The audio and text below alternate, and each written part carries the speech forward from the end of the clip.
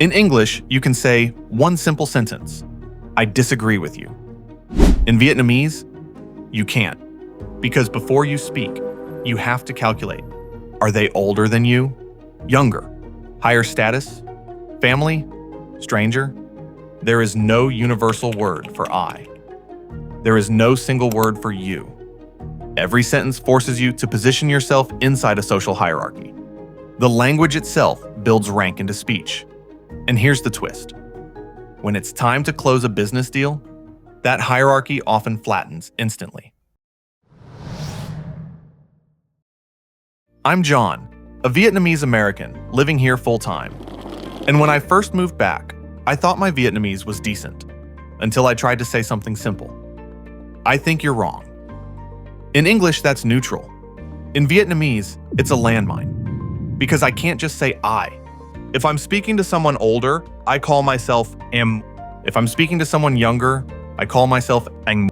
If I'm speaking to someone much older, I might say con. And that's before we even talk about regional differences. In Saigon, certain pronouns feel casual. In Hanoi, the same word can feel too informal. Even native Vietnamese from the South sometimes feel awkward navigating Northern hierarchy. So imagine growing up speaking English, then trying to plug into this system. It's not vocabulary, it's social geometry. Before I speak, I have to scan age, relationship, tone, context, region. That calculation happens in milliseconds, and if you get it wrong, it's noticeable. Vietnamese doesn't just transmit information, it encodes hierarchy. Vietnamese pronouns aren't grammatical placeholders. They are kinship roles. An older brother. Chi, older sister. Em, younger sibling. Ko, aunt. Chu, uncle. Back, senior elder. When you speak, you're assigning relational structure. This comes from Confucian social philosophy, where order is maintained through clearly defined roles: ruler and subject, father and son, elder and younger. Hierarchy isn't implied, it's embedded. In English, I is always I. In Vietnamese, your I changes depending on who you're speaking to. That means identity is relational. You are not a fixed individual in conversation.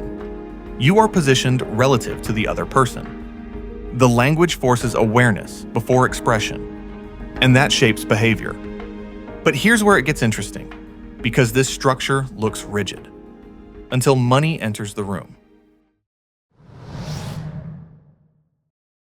On the surface, Vietnamese hierarchy feels strict, but in business settings, something shifts. In commercial conversations, people often default to an and chi, even if the age difference is unclear, even if status differs. Why? Because an chi functions as a neutral respect baseline. It maintains politeness, but it reduces hierarchical complexity. Instead of calculating exact rank, you simplify. You don't call a potential partner em unless they clearly are younger. You don't escalate to back unless necessary. You keep it balanced. In many modern business environments, hierarchy is softened to improve efficiency. In fact, many meetings switch to English entirely, because English flattens hierarchy. You works for everyone. This doesn't mean hierarchy disappears culturally. It means it's strategically reduced when speed and clarity matter. The language builds a strict social ladder, but the market selectively levels it. That flexibility is not contradiction, it's adaptation. Now here's where it gets personal. When I first moved back to Vietnam, it was actually easy. I was young enough to call almost everyone an or chi. That was safe. If I call someone older brother or older sister, I'm automatically deferring respect. No one gets offended. No one corrects me. It's the safest move. But then something shifted. I'm no longer young enough to default to that. I'm now at that awkward age where I'm clearly older than many people, but also not old enough to comfortably call someone my age em. And in some situations, I'm old enough to be someone's chu. Yikes! That creates a gray zone.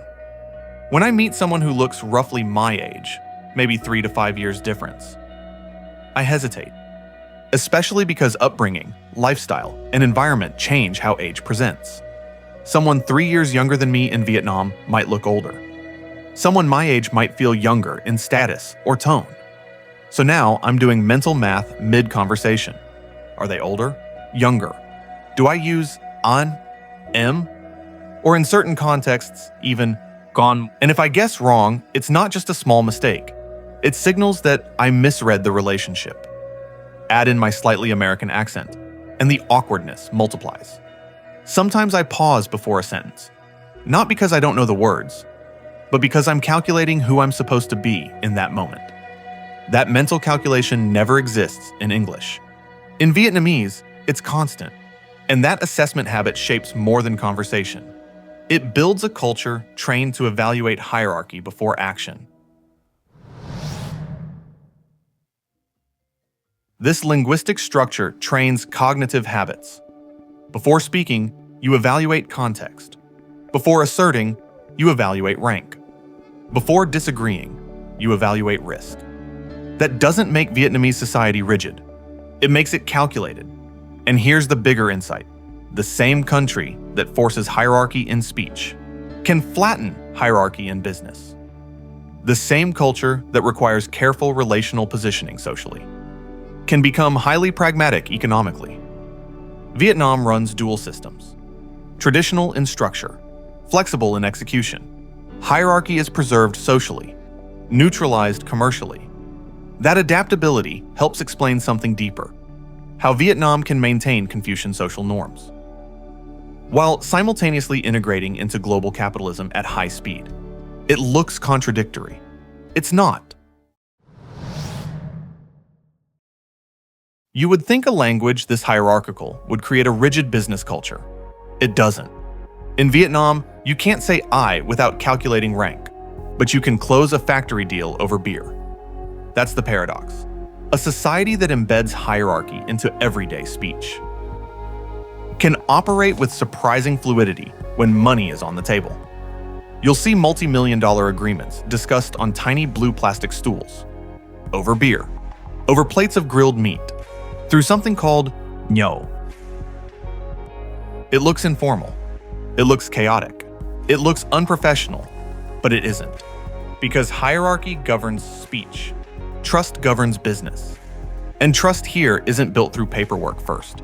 It's built through shared time, shared discomfort, shared vulnerability. You sit low. You drink together. You test each other socially before you test each other financially. Only after that does the contract matter. That's the real pattern. Vietnam preserves hierarchy in language. It preserves relationships in commerce. And it moves at global speed in execution. Traditional trust. Hypermodern output. And if you really want to understand how that works in practice, next episode, we're breaking down Vietnamese business culture. Why deals happen on plastic stools. And why drinking together might matter more than the contract you sign. Subscribe so you don't miss it.